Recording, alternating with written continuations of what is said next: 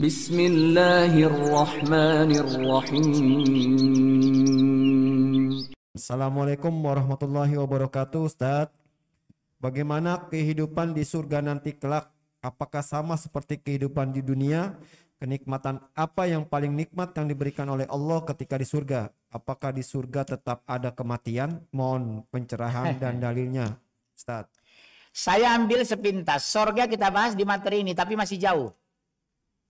Nanti kalau saya bahas ini melompat nanti. Yang pasti di sorga nggak ada mati, karena sorga itu kekal. Neraka itu kekal, Pak. Khalidina fiha abada. Finnar khalidina fiha abada. Jannah khalidina fiha abada. Nggak ada mati di sana, yang ada kematian di dunia. Makanya jangan kejar dunia, karena ibu mau mati. Yang dikejar akhirat, karena kekal. Kalau mati dunia, ngurusin jenazah siapa? Muncul pertanyaan nanti, apa ada sholat di surga? Nggak ada lagi sholat. Makanya sholat di dunia. Di surga nggak ada heboh. Di sana berjima bisa 100 kali. Dilakukan oleh laki-laki. Diberikan kekuatan seks bagi laki-laki, kata Rasulullah. 100 kali. Per hari kalau kita hitung hari. Tapi tidak hamil. Ibu jangan, oh jangan ya Pak, nanti kita cari dokter kandungan. Nggak ada cara dokter kandungan, Bu. Karena di sana jima jalan tapi tidak ada. Di sana tidak ada toilet, Bu. Karena makanan dikonversi menjadi keringat. Itulah keringatnya bau kasturi.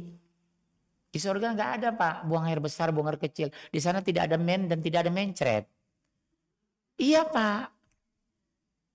Itu kehidupan dunia. Men itu kan dunia, mencret itu dunia, mulas itu dunia. Makanya cari sesuatu yang kekal, gratis, mudah, nikmat. Apa kemiripan dengan dunia? Jalan-jalan ada. Mall disiapkan. Makanan melimpah. Baru di hati sudah diberikan. Nanti ibu pingin burung merpati, cok, otomatis sari merpati masuk. Merpatinya kembali terbang. Ibu pingin makan minum jus, sok, pohon apel itu merapat jadi jus. Kembali nempel, kembali jadi pohon apel. Itu penjelasan hadis ada. Tapi nanti penjelasan lebih detail. Apa itu tema khusus, sub tema itu? Calon penghuni-penghuni sorga. Dan kenikmatan sorga. Dan calon penghuni-penghuni neraka dan azab neraka. Ibu di sana jima bebas, Bu. Tapi tidak ada dokter spesialis. Dan ibu tidak hamil. Di sana tidak ada KB, Bu. Penduduknya permanen. Surga itu penduduk permanen. Tidak bertambah karena tidak ada kelahiran. Tidak meninggal karena tidak ada kematian. Itu surga. Kalau nambah berarti dunia. Kalau kurang berarti dunia. Yang kedua nggak ada bayar. Makanya cari surga supaya gratis. Ini cari dunia yang bayar. Goblok. Goblok nggak kita ini? Mengejar yang kita bayar. Di akhirat gratis tapi nggak mau dikejar. Padahal naluri manusia sedang yang gratis. Kenapa nggak ngejar surga? Bikin emosi aja ini pertanyaan.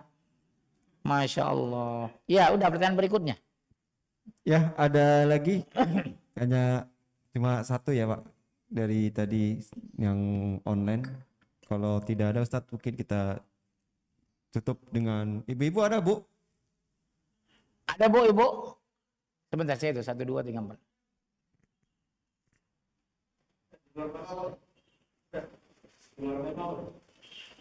Boleh, boleh. Asal jangan sesat. Silakan.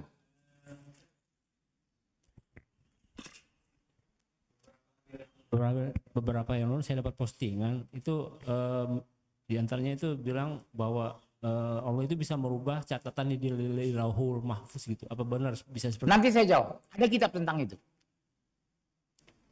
Oh ya. Ada kitab tentang itu memang menjelaskan itu. Apakah takdir bisa dirubah? Bisa. Jika Allah berkehendak. Takdir apa diantaranya? Rezeki. Allah menjamin rezeki antum, batas antum tidak akan mati kelaparan sepanjang antum bekerja.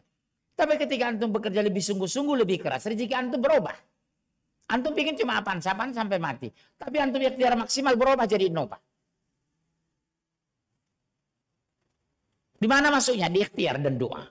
Doa bisa merubah takdir. Tapi tidak semua takdir bisa dirubah oleh doa. Nah ini penjelasan panjang ini.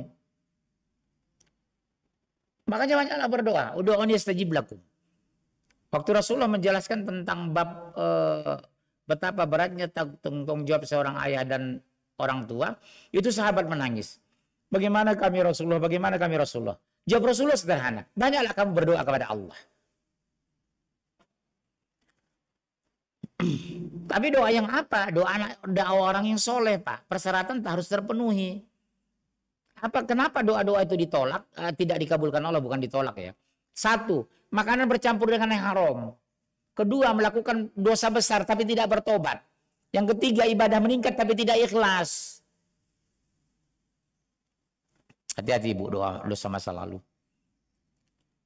Hampir menang tender sebenarnya suami ibu. Tapi ternyata dia berduaan dengan wanita. Berzina di malam tender itu dengan sekretarisnya. Dibatalkan Allah rezeki di pagi hari. Boleh jadi rezeki kamu dapatkan di pagi hari kata Rasulullah. Tapi malamnya kamu melakukan dosa besar. Dibatalkan itu. Dosa besar luar biasa. Muncul ibu protes sama saya. Pak Munjir sebelah saya berzina rezekinya melimpah. Istidraj. Apa maknanya? Dia tidak nyaman dengan uang itu. Kedua, dia tidak bisa memaksimalkan uang itu. Yang ketiga, dia tidak enjoy dengan uang itu. Ibu kira enjoy orang pulang dari diskotik itu? Pusing bu. Kan saya bicara hati ke hati. Kenapa mas ke diskotik itu stres pak? Oh ya, di diskotik apa? Bertemu wanita dan minuman. Apa kamu pulang ke rumah hilang stres? Enggak juga sih pak, bangunnya pusing. Terus menyelesaikan masalah yang paling enak apa? Apa? Jawaban antum. Ini pak ketua. Menyelesaikan masalah yang paling enak apa? Ya ayyuhalladzina amanu ista'inu bis-sabri was-shalah. Innallaha ma'as-sabirin. Hai orang beriman, mintalah pertolongan kepada Allah dengan sabar dan sholat. Itu yang paling enak.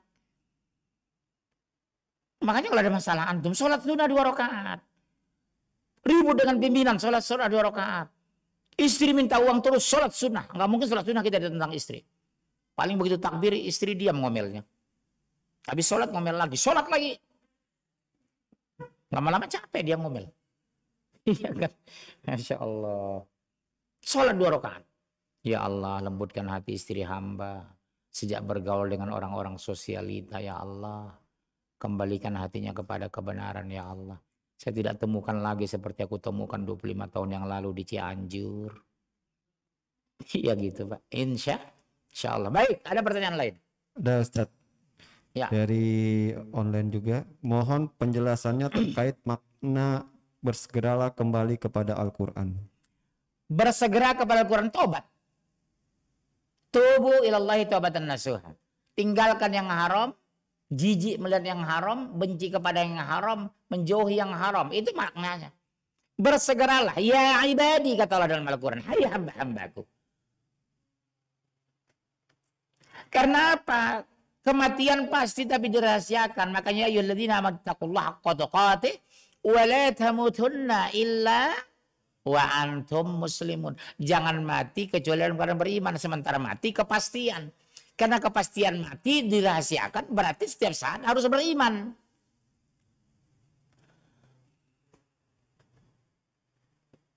Tuh jalan-jalan dia pakai jenggot lagi. Bilang luar biasa Pak. Wala tamutunna illa wa antum muslimun. Jangan mati kecuali dalam beriman. Karena kematian pasti berarti harus standby setiap hari harus beriman. Makanya kata takwa itu coba lihat. Pernah menghitung berapa kali diulang? 270 kali kata takwa diulang dalam Al-Quran. Digiring Allah supaya bertakwa. Karena orang bertakwa itu dilindungi, dijaga, dimenangkan, dimasukkan ke sorga. Jelas ya? Oke, ada lagi? Ada? Tidak ada Ustaz. Pas jam 9. Itu miring jamnya. Masya Allah. Bisa miring ini DKM. Ustaz, satu lagi Ustaz. Ya. Ya, oh ya. Bismillahirrahmanirrahim. Assalamualaikum warahmatullahi wabarakatuh. Waalaikumsalam warahmatullah. Ustadz tadi dari paparan Ustadz mungkin agak menyinggung masalah kalau kita mau melihat kualitas kita, lihatlah kualitas teman kita Ustadz ya. Nah itu mungkin teringat dengan ungkapan seorang tabi'in Hasan Al-Basri Ustadz. Yang mana beliau sampaikan bahwa misalnya penguasa itu adalah hasil dari perbuatan kalian. Kualitas kalian itulah kualitas penguasa nanti gitu Ustaz. Ya. Itu juga sejalan dengan surat di Al-Quran, saya lupa Ustaz ya, bahwasanya akan kami perwakilkan orang-orang zalim di antara kalian sebagai seorang pemimpin. Ya. Nah itu mungkin korelasinya di kekinian Ustaz ya. Ini jelas sekali terlihat Ustaz, betapa kualitas pemimpin kita kalau misalkan mengkaitkan dengan ungkapan Hasan Al-Basri, terlihat sekali gitu kebenarannya gitu. Nah itu gimana Ustaz kalau dari pandangan Ustaz? Ada satu lagi. Pemimpin itu tidak jauh dari siapa yang dia pimpin. Selesai. Seandainya pun dimunculkan pemimpin yang cerdas dan beriman, ditolak kok. Buktinya siapa? Habibie. Dolar yang 17.600, Allah takdirkan stabil 6.500. Pada senja desa negara dihapuskan karena mengganggu ibadah pejabat negara. Dan relatif lebih islami. Dia mantan ketua IJMI. Di demo sama rakyatnya sendiri. Karena pemimpin tidak jauh dari siapa yang dia pimpin. Pemimpin cermin dari siapa yang dia pimpin. Jadi berarti yang kita benahi apa? Rakyat dong. Sebab kalau udah rakyat beriman akan keluar pemimpin yang beriman. Kalau umatnya sudah beriman akan keluar pemimpin yang beriman. Itu harga mati. Contoh siapa? Brunei. Makanya gerakan Erdogan itu bagus dulu itu. Sebelum Erdogan siapa presiden di Turki? Erbagan. Mereka membina kampus, mendekati ulama, bersahabat dengan tentara, akrab dengan mahasiswa. Begitu bangkit Erbagan, presiden pertama, waktu itu kalau nggak silap gubernurnya itu di Istanbul itu Erdogan. Erdogan langsung merubah Turki menjadi salah satu kota terbersih di Eropa. Pertumbuhan ekonomi makronya cukup tinggi. Akhirnya dipercaya menjadi wakil presiden. Begitu Erbagan turun, dia naik presiden. Lihat sekarang. Mereka benahi dari bawah, bukan dari atas. Sebab kalau dari bawah sudah mendukung, lihat militer mendukung dia. Kudeta 2016 ingat kudeta. Jam 8 di kudeta, jam 12 Allah takdirkan selamat. Karena apa? Tentara mayoritas membela dia. Ulama melindunginya. Orang doa apa mendoakannya. Rasulullah dari mana dimulai? Dia orang doa apa? Waktu hijrah dari Mekah ke Madinah, siapa menggantikan tempat tidurnya? Remaja Ali bin Abu Thalib. Pendukung dia orang-orang doa apa waktu itu? Belakangan baru masuk Islam. Betul ya? Abdurrahman bin Auf, Utsman bin Affan. Jadi memang kita bangun dari bawah. Ini bagus ini. Pengajian kita mulai dari masjid. Kalau semua masjid membangun satu karakter. Kalau bahasa Islamnya ditarbiyah. Ya. Ditarbiyah. Bidang akidah, syariah, muamalah. Kita akan bangkit. Turki melakukannya. Nigeria melakukannya, Brunei melakukannya. Brunei lebih dahsyat lagi. Negara yang melakukan, jadi punya payung hukum. Lihat Raja Brunei 2 tahun lalu, mengumumkan Raja Bolkiah. Kami akan menerapkan syariat Islam di negeri kami, negara lain jangan campur. Ini urusan saya. Ditemukan cadangan gas cukup 1000 tahun. Sebulan lalu antum lihat di Turki itu kan. Ditemukan cadangan gas atau minyak kemarin. Secara teori geolog ya, tidak mungkin ditemukan. Ternyata ditemukan. Lihat Erdogan itu. Walaupun saya wawancarai masyarakat sana banyak nggak setuju dengan dia. Karena masih sekuler. Tapi minimal semangat Islamnya cukup tinggi dimulai dari atas. Jadi punya payung hukum. Gitu Pak. Kita mulai dari bawah. Makanya biarlah mereka melakukan kezoliman dan kapan saja. Tapi sibukkan diri kita melakukan ketaatan kepada Allah. Allah akan membela kita. Innallaha ma'ana. Sepakat? Yang kedua, ada ayat yang jadi antum pegang. Wala tahinu wala tahzanu wa antumul a'launa in kuntum mu'minin. Wala tahinu wala tahzanu wa antumul a'launa in kuntum mu'minin. Jangan takut, jangan bersedih. Kalau kamu betul-betul orang mukmin, pasti membela Allah.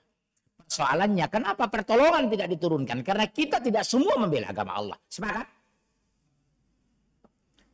Buktinya kenapa Erdogan dibela Allah? Raja Bolkiah dibela Allah. Nigeria dibela Allah.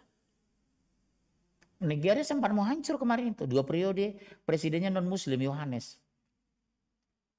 Rakyatnya disadarkan. Kebangkitan agama muncul. Kembali penghafal Quran tumbuh seperti jamur di Nigeria. Sekarang kembali pegang orang muslim. Pada Nigeria itu negeri Islam terbesar kedua di Afrika setelah Mesir. Sekarang berbalik. Apa prinsip negara Nigeria itu? Kami tanam, kami tuai. kami semai, kami panen.